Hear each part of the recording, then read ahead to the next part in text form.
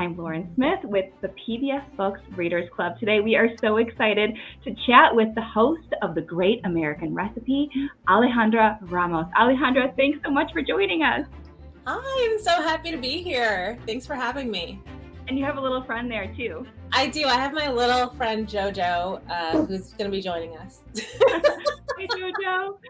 So tell us, what's cooking this season on The Great American Recipe? Oh my gosh, we have so many new things happening this season. Jojo, why don't you take a seat, buddy?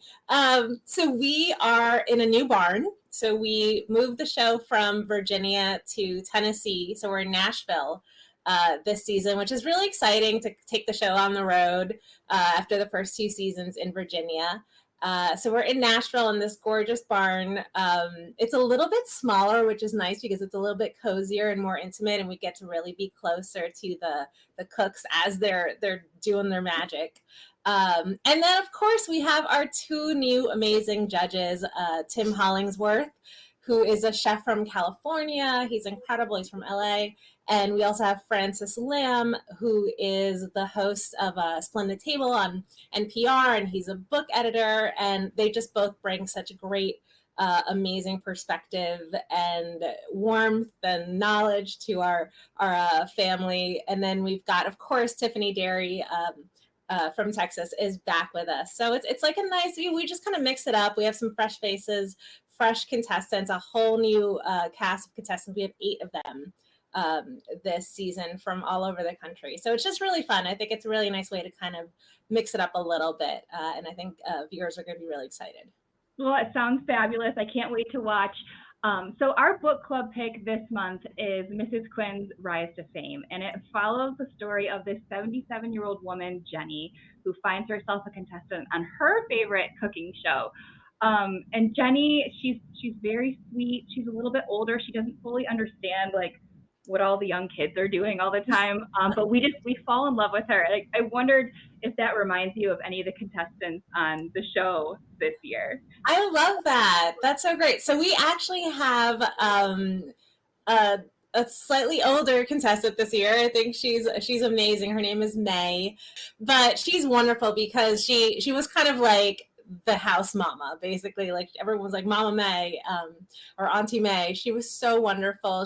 Her background is Chinese, and she made so many incredible dishes that she introduced us to. And she always had such incredible knowledge of the food and the cooking technique. So every time she came to present, we would all learn so much. Even Francis, who is Chinese also, he would learn so much. So it was a really incredible experience to have her with us.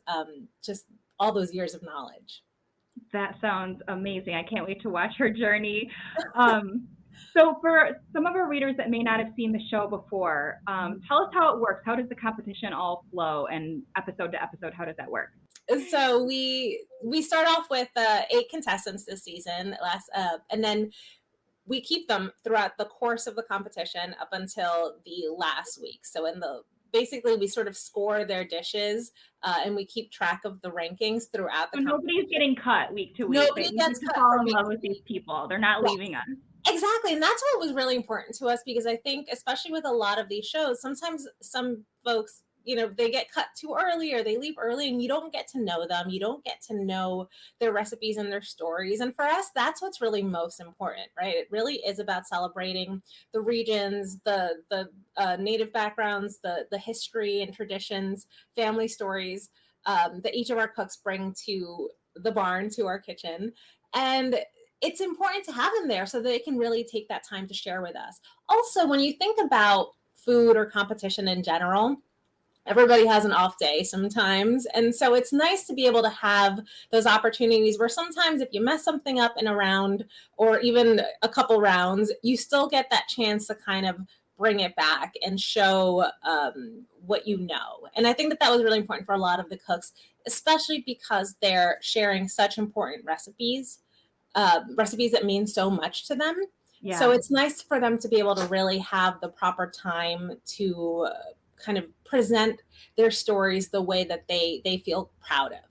Yeah, and you mentioned those important family or nostalgic recipes, and that's such an important theme in the books that we're all reading together this month. And I wondered about you, if you have any like favorite important family recipes that sort of spark those memories and those feelings and bring back all those great emotions. Anything come to mind for you?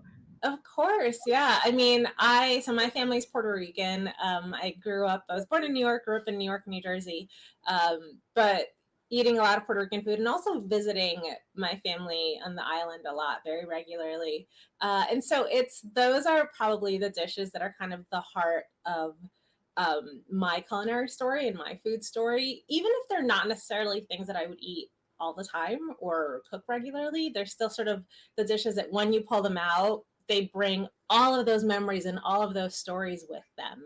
And they also they keep kind of traditions alive and they keep family members alive. And so it's kind of like, having my grandmother back in the kitchen with me, or having my cousins with me, or if I'm traveling, being away, it's a way of having a taste of home. But some specific dishes would probably be things like pernil, which is a roast pork shoulder that Puerto Ricans serve for Christmas and Thanksgiving. And it's very much like a celebratory dish. Like it's our big feast dish. We actually have a challenge on the show that's always like a holiday or a special celebration dish. And if I were going to be on the show and cooking a dish, that would probably be what I would make for that specific challenge. That's awesome. I love that. Yeah. That's really cool.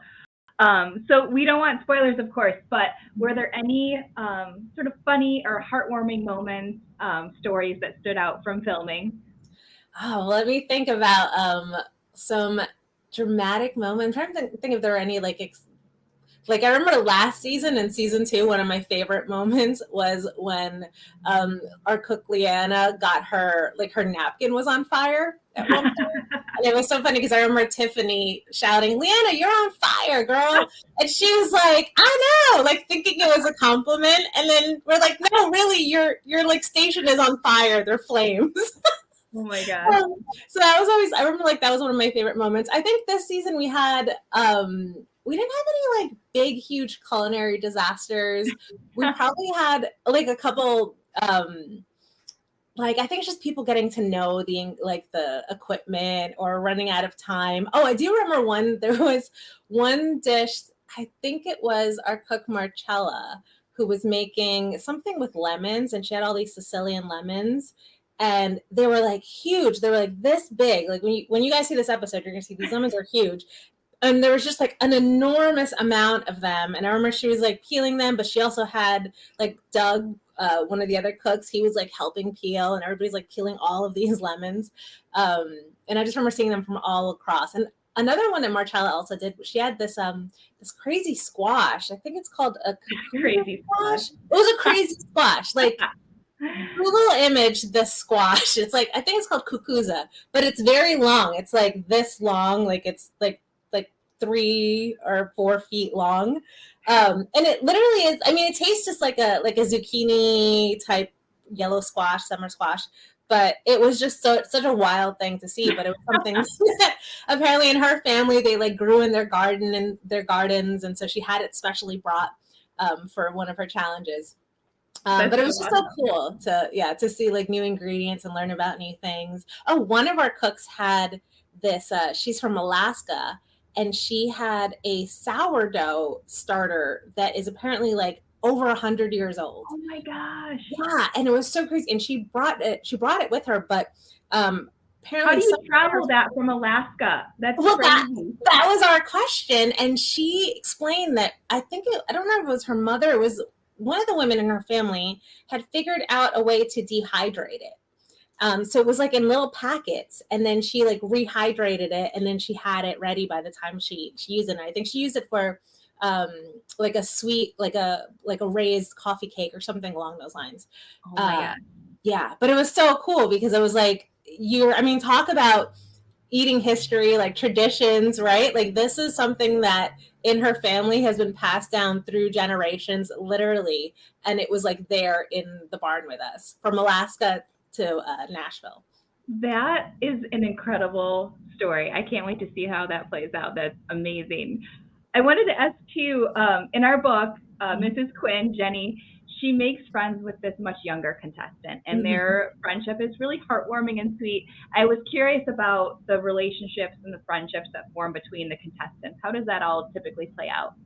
That is actually my favorite part of the show, just seeing the friendships, the relationships that form between all of our cooks. And I think that it really speaks to how special our show is, because it really is just this warm, uplifting, kind of joyful celebration of cooking, and everybody's sharing together. And if you've watched the show, or if you do watch the show, a lot of times there's stories that are very emotional, right? Because sometimes it's stories from someone that passed on, or something from just an emotional moment in one of the cooks' lives. And so it's these very vulnerable times. And so they're all sharing together. And I would always love, like, when someone came up and shared something that was maybe a little bit harder to share, everybody would just sort of like run and hug them and support them, or even just like celebrating joys, right? Like, we had a cook who kept missing the mark a few times, and was feeling a little bit defeated, and finally got that win. And just seeing everybody kind of come in and like just give them the hugs and the support. That's always one of my favorite parts of the show. But actually, speaking of, because we were talking a little bit earlier about May, and she actually bonded really well with Ajo, which is another cook, and who's much younger. And so it is kind of that combination of like sort of the older cook and then the younger one, and they became really good friends. And they're both very short. And so they'd always like run and like hold hands. They were both like about the same height, and it was just so sweet to see. And they call each other bestie, like, "Hey, bestie, like, you've got this, bestie," and would give each other advice and tips. But I saw a lot of that. Like, you saw people pairing off, and you saw people also just kind of knowing when someone needed a little bit of extra support and coming in to help. Yeah, I love that. I love the idea of food bringing different types of people together, and the idea that these are relationships that you would never form in any other circumstance. And the way that this show brings those people together is really charming, and I can't wait to see how that plays out. Yeah, no, I mean, that's such a great point. And I think we always talk a lot about how food brings people together. And I think there's a lot of truth to that. I also think it can be an oversimplification, but I think it is very much the sort of thing where it is an icebreaker, and it's something that allows you, like, it's a commonality that people can find. And so if you're in that space, you've got, I mean, they're all great cooks, but none of them are professional cooks, and they're not like always competing and things like that. So this was a very unique moment and experience for everyone that was in the barn with us. And so we kind of joke about it. It's almost like grown-up summer camp, or like when you first go away to college, and it's those first few weeks where you're just sort of bonding in this sort of unusual experience. And I think that that's why they all come together, because they're out of their comfort zones, but they're all together, and they know they're all dealing with the same kind of challenges. And it just allows them to grow together. And it's just so beautiful to watch those friendships. And if you've watched past seasons and follow any of the past cooks on Instagram, you see that they're all friends. They have group chats, they visit each other, they support each other when they have projects and things coming out. I think all of them from season 1 went to Tony's wedding when he got married, I think last year. And so it's just really great to see that these are friendships that form and continue beyond the show. That's so cool. And it feels like the show that we all really need right now, something that just brings joy and life and friendship, and that's also wonderful. We want to get to know you a little bit more too, Sure. Because you're a chef in your own right and a writer, and you've done all kinds of amazing work in your career. Tell us a little bit about your story and your inspiration for the work that you do. Absolutely. Well, I always say that I learned to cook because I love to eat. And when I was a little kid, I kind of realized that if there was something that I really wanted, that if I learned how to make it, I could have it. Like, I remember I really loved, I mean, it was the simple assembly. I was like, this is an amazing formula. You make it and then you have it. So I remember there were things like shrimp scampi that I really loved, or specific types of baked goods or cakes and things. And so I would go through my mom's cookbooks and the recipes, and her rule was basically, as long as I cleaned up the kitchen, I could kind of do whatever I wanted. I didn't always like fully fulfill that, but I did my standards probably. Probably left a lot more messes. But and there were plenty of disasters too. Like it wasn't all culinary successes. But I think having that sort of freedom to be creative and to play and to not be intimidated kind of set a good foundation for me. And then I cooked all throughout. Like I used to cook in high school. I would throw dinner parties for all my friends. When I went to college, I used to cook in my dorms and throw parties in my dorms. And it was always like elaborate dinner parties, right? It wasn't like a typical like college kegger type party. It would be like a wine, it would be like a cheese tasting or Spanish tapas. And it would always be like very elaborate for a college dorm. And that's always something that I really love. So actually my junior year of college, I took a semester off and I went to culinary school in Italy. And then I came back and I ended up going into magazines and media and publishing. But I always had food stuff that I did on the side. So it was this kind of like contrast. I was working as a magazine editor with Cosmopolitan magazine, but then on the side I would be like doing like catering. I made like wedding cakes. I was like making desserts for events. I was selling cookies online.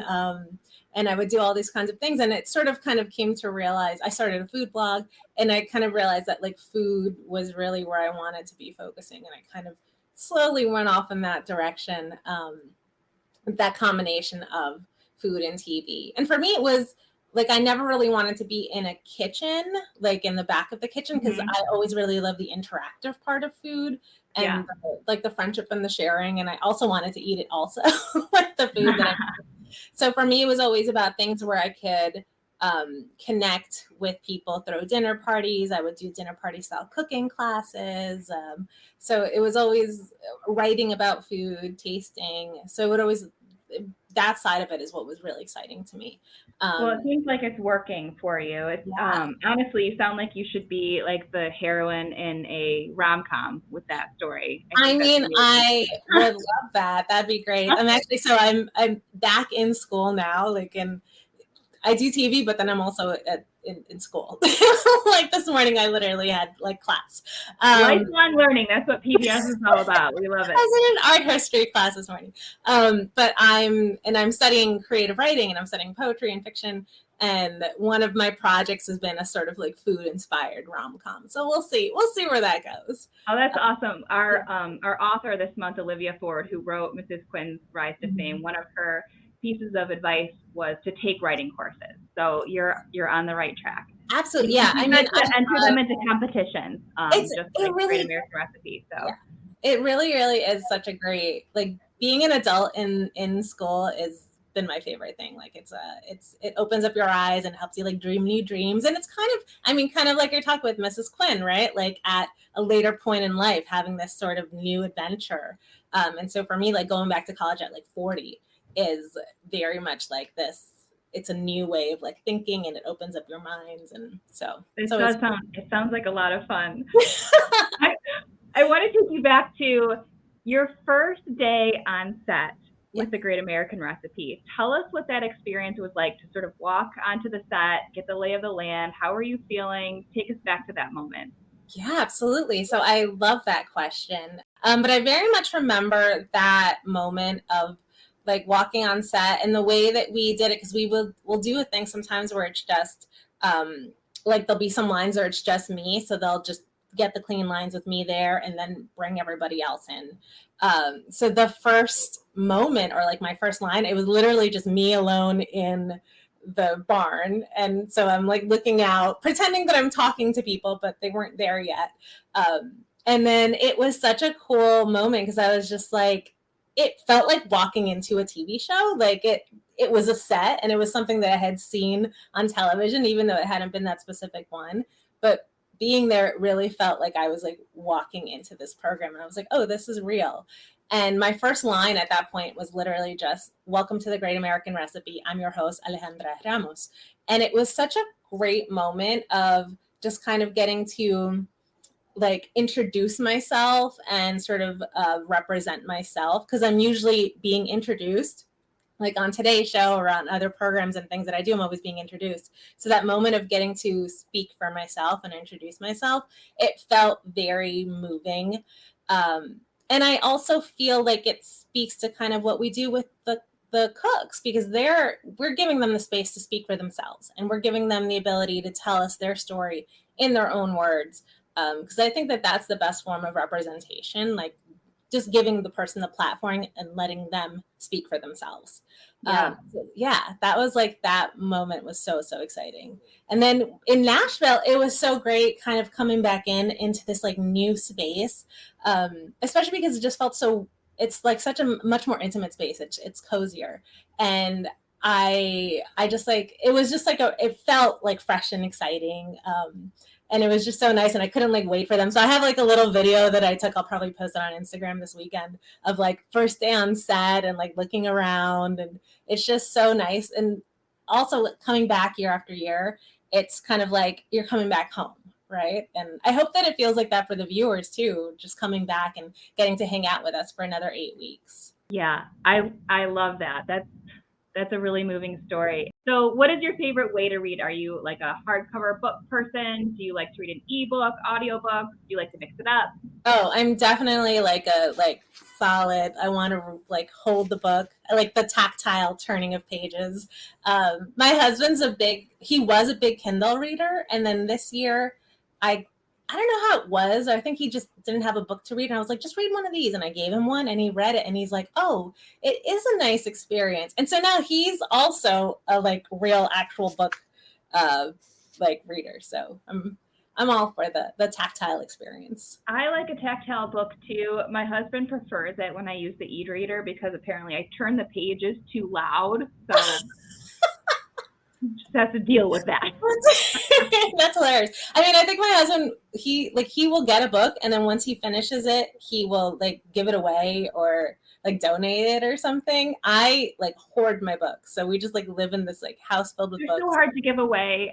You can't have too many. No, you can never have too many. I love my books, and I also have like a huge TBR pile. I mean, like, we'll see if we ever get to all of them. Yeah, our show is not going to help you with that problem. But no, I mean, it's a good problem. Do you have a favorite genre that you like to read?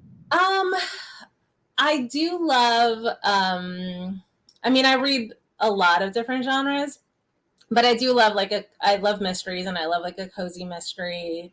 I do love romance, like rom-coms. What else? I read a lot of poetry.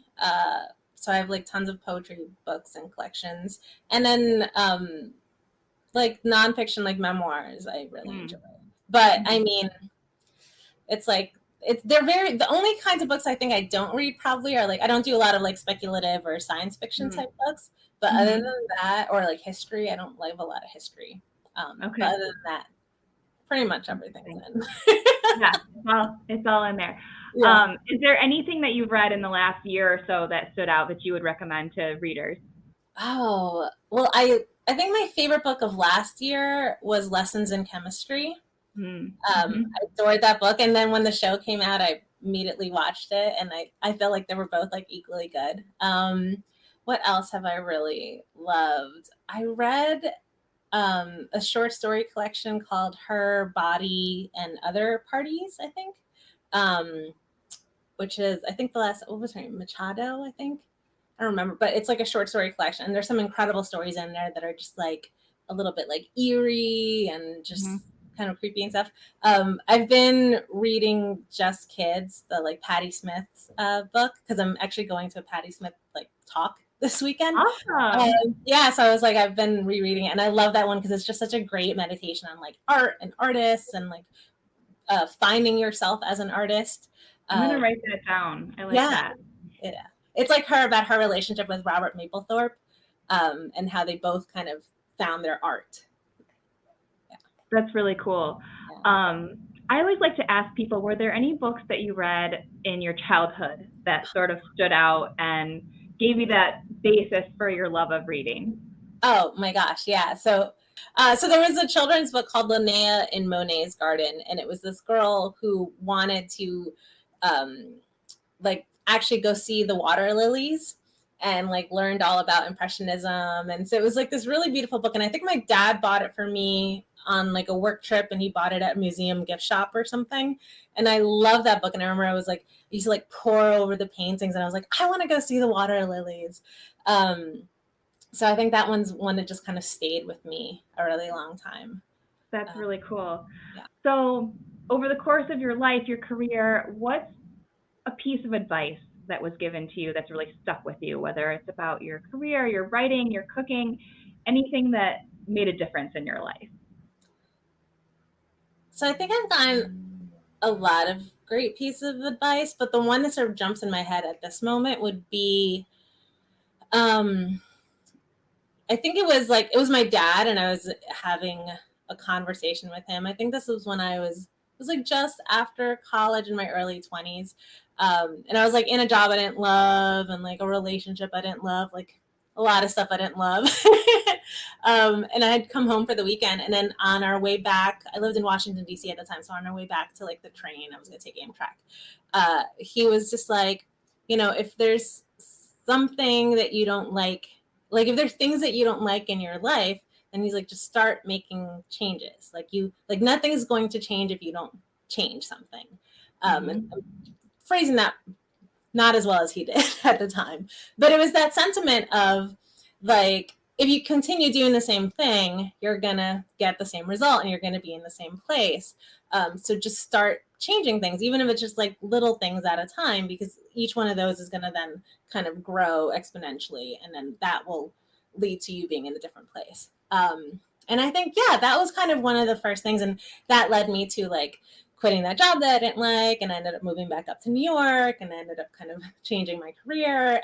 And I've turned back to it anytime where I found myself in a position where I feel kind of stuck in a rut, or just not loving what I'm into. And it's just that little thing of like changing a little something, just doing something different, even if it's just like adding something new to your routine, or walking home a different way, or like dressing a different way or something, just it can be a tiny little thing. It doesn't have to be like something monumentous, like changing your job or your address. But those little tiny changes kind of build, and they start to grow, and they do sort of lead you to be in a different place. So yeah, I think that that's probably something that stands out and has definitely served me well in my life and in my career. I think that's great advice. That's going to stick with me too. I really like that. Is there any advice that you would give to aspiring home cooks?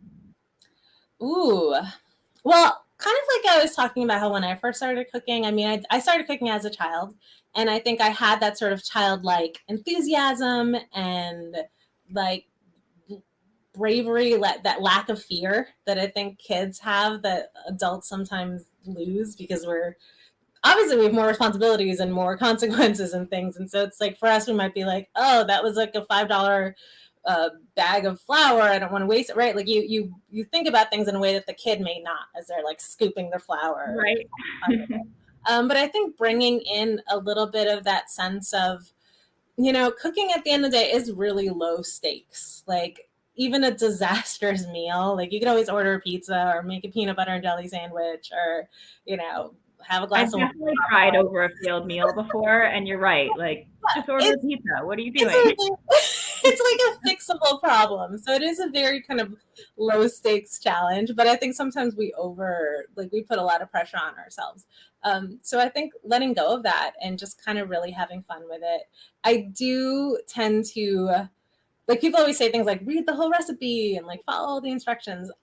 I break all those rules all the time, and it doesn't always work out, but I think that having that sort of flexibility. And the other thing I would also really say that is important when it comes to cooking is learning your taste and like prioritizing your taste. So like cook for yourself. Just because the recipe or the cookbook or the show or whatever says, 2 tablespoons of sugar, doesn't necessarily mean that that's what's going to taste right to you. Maybe you want more spice or less sweet, or you want to add some acid.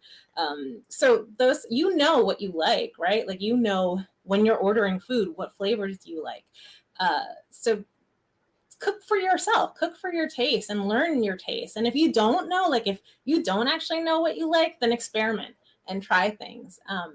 And I think that's a really important thing in the kitchen. I think it's an important thing in a lot of stuff, right? Like kind of like getting to learn your own tastes and learning what you like. I think it's something that's going to serve you well in the long run. Yeah, I love that. That's great advice. Breaking all the rules and having grace for yourself. I love that. Yeah. So last question, what would you say is different and special about the Great American Recipe that's unique from other cooking competition shows? I think what sets the Great American Recipe apart from other cooking competitions is the fact that for us, the story is just as, if not more important than everything else. So we understand that food comes within context, right? It's not just ingredients that end up in a dish. It really does have history. It has cultural history. It has like there's environmental stories. There's science to it. There's tradition. There's like personal, emotional things that you add to it, and we want to know about that because like there's a reason why that soup is so delicious to you, and it's because it was the first soup that your husband made on your first date. And so every time you eat it, it brings you back to that. And for us, it may just be a delicious soup. But once we know that that's the soup that the love of your life first made you and that you fell in love with him over, that's going to add so much more richness to the story. And we recognize that. We recognize that that's what makes food special. It isn't really just about the taste. And we allow the space for that so that we can really get the full, complete picture of what our cooks are sharing with us and why those recipes and those stories are so important to them. I love that. Well, we can't wait to watch The Great American Recipe on PBS. It's going to be a fabulous season, and I'm sure there's so much for us to enjoy. We can't wait to cozy up with that one. And I want to give you the chance to do your own outro, okay? Because I know the introduction was so important for you on Great American Recipe, so we'll let you do your own outro here. Thank you all for watching. I'm Alejandra Ramos. This has been PBS Books, and I'm so excited for you all to tune in to season 3 of The Great American Recipe on PBS. Fabulous to have you. Thank you so much for joining the PBS Books Readers Club. Great to have you. Thank you. This was super fun.